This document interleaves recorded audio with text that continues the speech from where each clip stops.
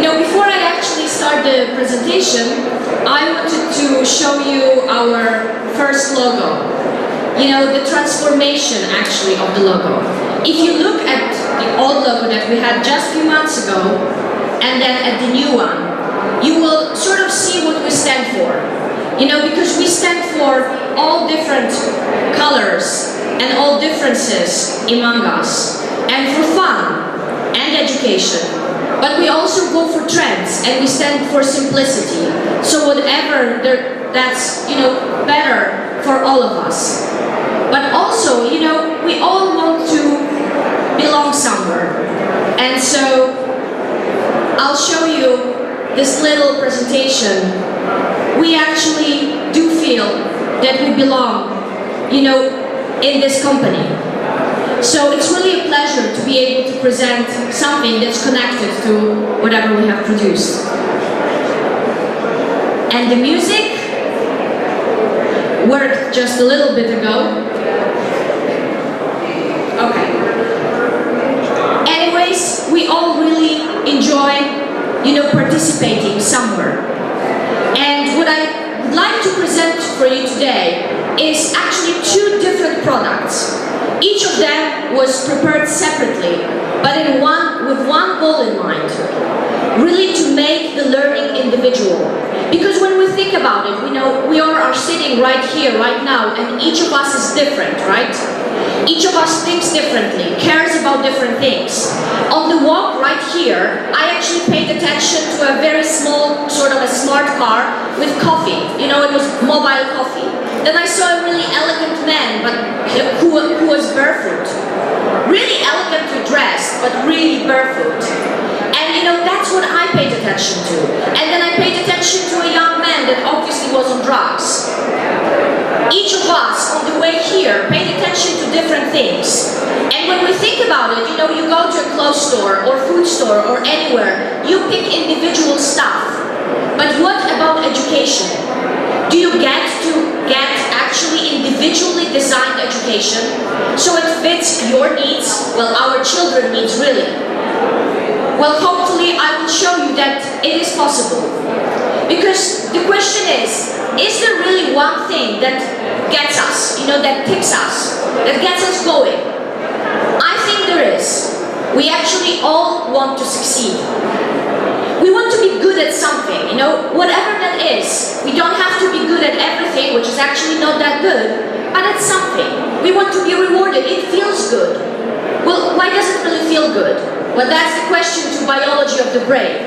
It feels good because of the dopamine. The dopamine, this is actually a neurotransmitter transferring the information between the neurons, the cells in the brain. But it is responsible for the feeling of good. The feeling of good. So it is also responsible for motivation. Neurons actually really like to transfer, to elaborate on new information. They like to focus, but not on everything. It needs to be something challenging, something that will trigger some emotions, something that we will also understand. Because, ladies and gentlemen, if we don't understand what we are learning, there is no way we can actually take pleasure out of it. Absolutely no chance for this. So the question arises, how do we design education? What do we do about education so it actually fits the needs of the individual people? Well, for this, we need to ask ourselves what's the purpose of the educational design.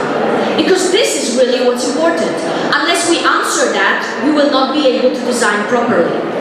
So is it to take the load, off the teacher's shoulders completely? I don't think so.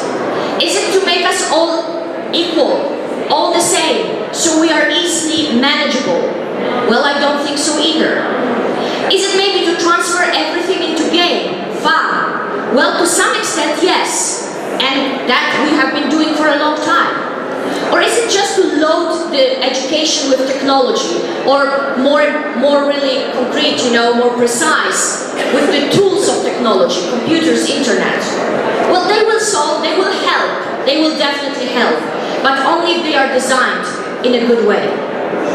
What we have been doing for a long time, since months, we are 23 years on the market, we have been really paying attention what's going on out there, on the market. So we have designed this Trendbook, and you are more than welcome, to take one. There are more on our stand. This Trendbook doesn't really, advertise our products. It is all about trends in education.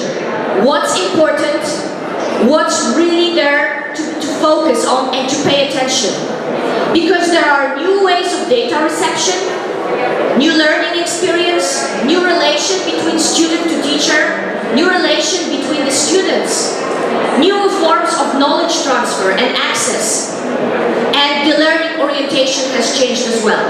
This is all in that Trendbook, so I will not really go in details, but the whole purpose of it is really to design, so to speak, food that will be digestible for every individual brain, so that each brain, different as it is, will get something for themselves. Because we are all different.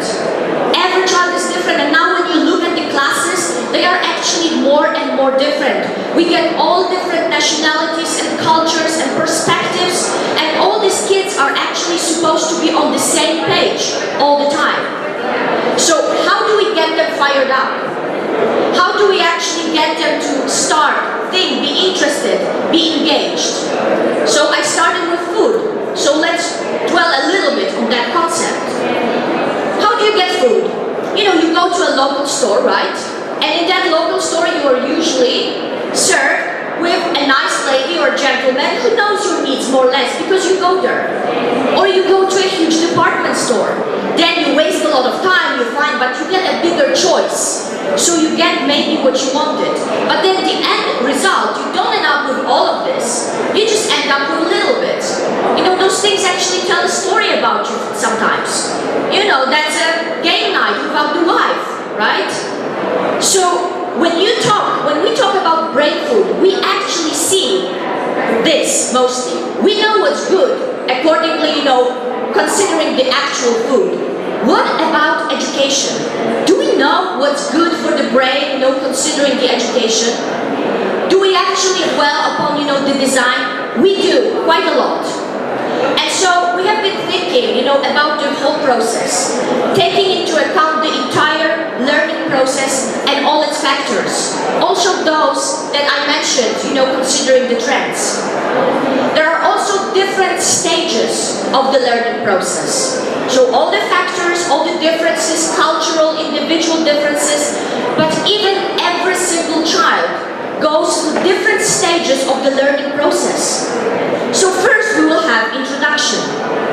Introduction is extremely important because it basically prepares the place within the brain where all the information will be settled, will be transferred to.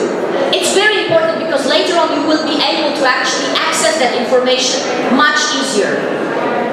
So then you get really well-designed, multimodal exercises and activities, introductory, so to speak, presentations. They will engage all your senses, well, maybe not smell yet, but we are working on it, But they will definitely engage the sight and the hearing, and they will engage the touch, because they are all designed for mobile devices.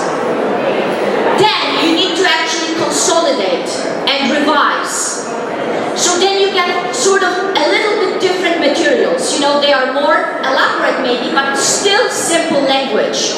Still simple language with the picture, because the brain really needs elaboration.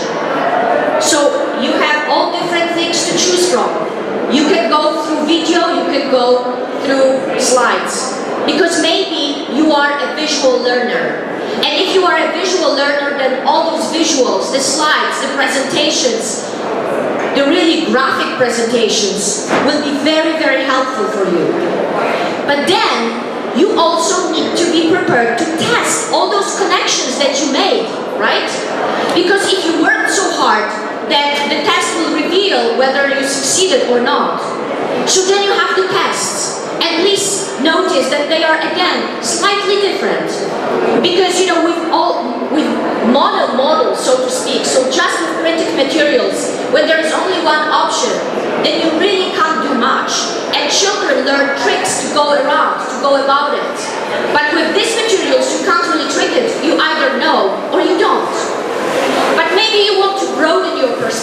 Maybe you want to go, more around. For example, I was the type of learner that I always really needed to learn more just to remember the nutshell of it.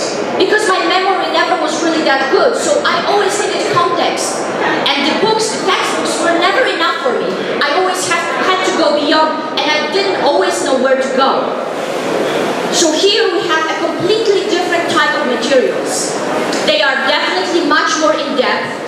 Please notice that actually what you have here is that you will have explained, what will be in the lesson, what you will learn. The child gets prepared, what to expect. It's really important for really good learning. Also, there are some prerequisites sometimes, because as I said, it's a deeper knowledge, which means that sometimes you need to know something. And actually, if you don't for that particular lesson, then you will get confused, which is what we don't want. Again, the materials are multimodal, all the different types, still very colorful, but definitely more in depth. Covering all sorts of information, you're more than welcome to go and check for yourself. Then maybe you want to actually go and, on the go. You're somewhere, you learned something, but actually you're not very sure what it was. It rings a bell somewhere, but you're not really sure. Okay, so then you take out that iPad or that iPhone and you check. And let me tell you, this is the best time of learning, because when you recall, that is really a very good elaboration. Not by reading again the same chapter or the same type of materials, but actually going on a different way.